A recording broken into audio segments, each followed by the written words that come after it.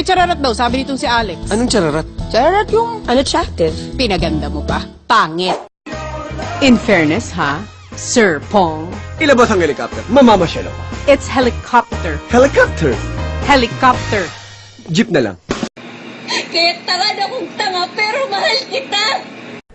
Puta, Eddie, wow! Saksakan lang ko ano-ano. Sabi niya, Mama, I hope you don't mind. Sabi ko, Okay. yes. Hilo-hilo pa ako, ha.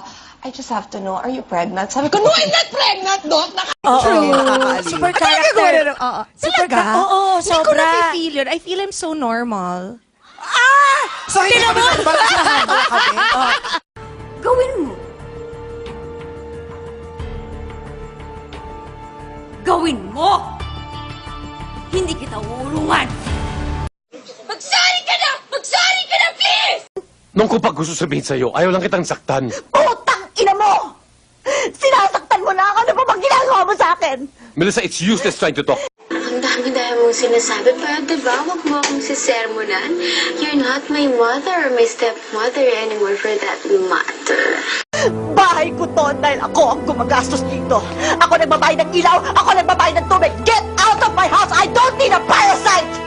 I don't need a part-time wife. Sinamantala niyo lahat ang kahinaan ko! Di magbabagong taon na! Walang bagong taon! Wala sa pamilya! Kapag ikaw nagbiro, kahit masakit, okay lang. Kaya nga joke yun. Hindi ka dapat nasasaktan. Tingnan mo, imbes na tigilan natin siya ngayon, mas gusto niya pang pakasalin yung babaeng yun. Ang tanga lang. Mali ako, pero hindi ako tanga. O bakit sinabi ko bang tanga ka? Nasabi mo lang, di ba? My brother is not a pig! Ang kapatid ko'y tao! Hindi babay mo! Hindi niya babay mo! Chocolate? Chocolate! Chocolate! Hoy! Nakapatong ka sa babae, tapos sasabihin mo sa akin nagkukwentuhan kayo. Ikaw ang pinakamagandang lalaki sa balat ng lupa. Hayop ka talaga! Ang ganda mong lalaki!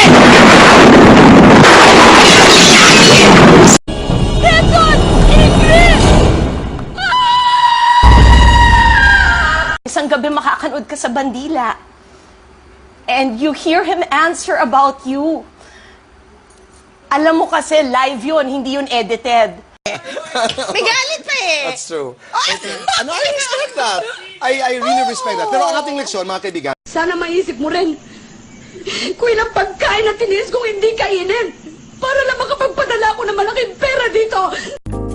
Meron akong bagong favorite. The new chicken McDo.